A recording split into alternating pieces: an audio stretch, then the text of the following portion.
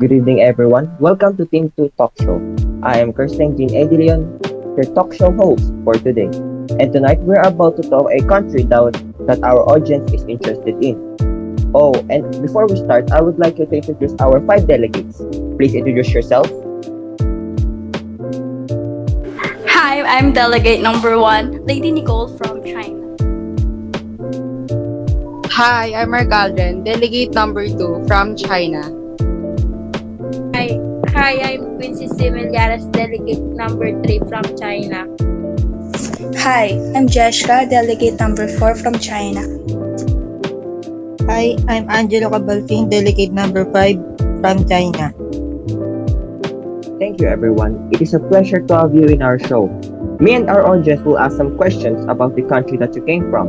And I would like you to meet our audience. Please introduce yourself. Good day, everyone. My name is Jan Patrick Zaspa, and I am the audience for today's talk show. Thank you. Thank you for introducing yourself. It is also a pleasure having all of you in our show. Okay, so before we start, I want to know how's your day in the Philippines in the midst of the pandemic. Starting off with our fellow audience, Jan Patrick. Me and my family are living well. Although there are problems that challenges us, we're still together to fight it and survive. Although the situation right now is pretty bad, we're still surviving well enough. Okay, thank you for your answer, Jan Patrick Zaspa. Me and our fellow audience are interested in your country. We would like to ask a few questions to gain some ideas or environmental or cultural ideas that came from your own country. Is it okay if we ask a few questions? Sure, you can ask some questions.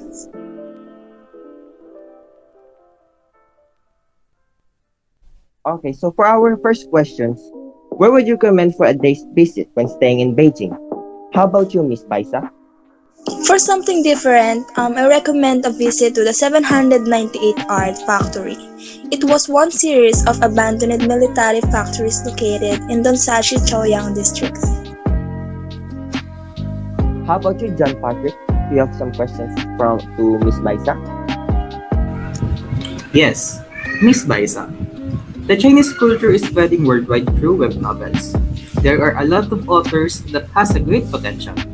However, companies in your country are exploiting them and not supporting them. What's your opinion about this matter? It's all written in the contract the author signed. It's all within the law and it depends on the company and the author's contract.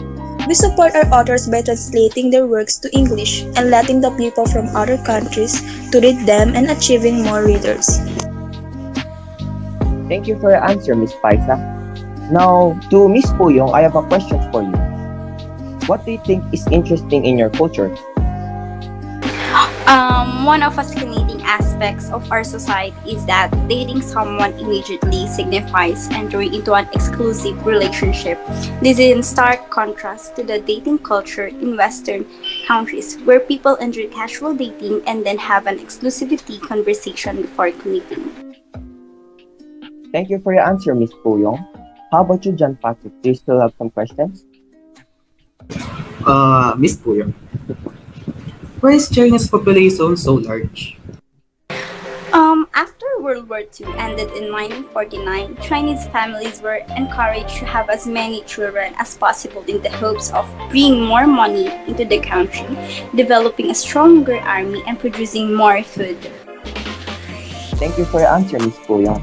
Now, to Mr. Mercado, when did the political system start? Political factions or parties began to form during the struggle over ratification of the Federal Constitution of 1787. Friction between them increased as attention shifted from the creation of a new federal government to the question of how powerful that federal government would be. Thank you for your answer, Mr. Mercado. How about you, John Patrick? Do you still have questions to Mr. Mercado? Mr. Mercado, what is the most prestigious school that they have? The most prestigious school that they have is Tsinghua University. Staying in Beijing, this year's number 1 among the top universities in China is Tsinghua University, which was also ranked 17th and first in China, in the QS World University Rankings 2019. Thank you for your answer, Mr. Mercado. Now to Ms. Millares, what kind of political system that they are using right now? While many various of political frameworks have occurred throughout history, totalitarianism, authoritarianism, and democracy are the three most common in modern nation states. Thank you for your answer, Ms. Millares. How about you, John Patrick? Do you still have some questions to Ms. Millares? I've always wondered this. How does China economy grow so fast? Ms. Millares, can you answer my question? Over the decade, China economy has been growing so fast that it surpassed the American economy. If we put it this way, China is like the first world-class economy in China that it can go one-on-one US in US. Thank you for your answer, Ms. Millares. Now, for my last question to Mr. Cabalfin, who is the president of the China? The president of China is Mr. Jinping is a Chinese politician who has been serving as a General Secretary of Chinese Communities Party and Chairman of the Central Military Commission since 2012 and President of the People's Republic of China since 2013. Thank you for your answer, Mr. Cabalfin. How about you, John Patrick? Do you still have some questions? This is my last question.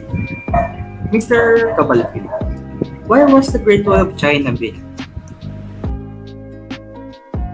The Great Wall of China was built over centuries by Chinese emperors to protect their territory. Today, it stretches for thousands of miles along China's history. Thank you for your answer, Mr. Cabalfin. Thank you for watching. Everyone, I hope you learned a lot about China's culture or political environmental ideas. It has been a pleasure having all of you in our show. I hope that we can visit China and cherish every moment with my fellow audience. Is there anything you want to say, John Patrick? Many thanks to the host for allowing us, Aldren, or the Filipino people, to express our thoughts and ask questions.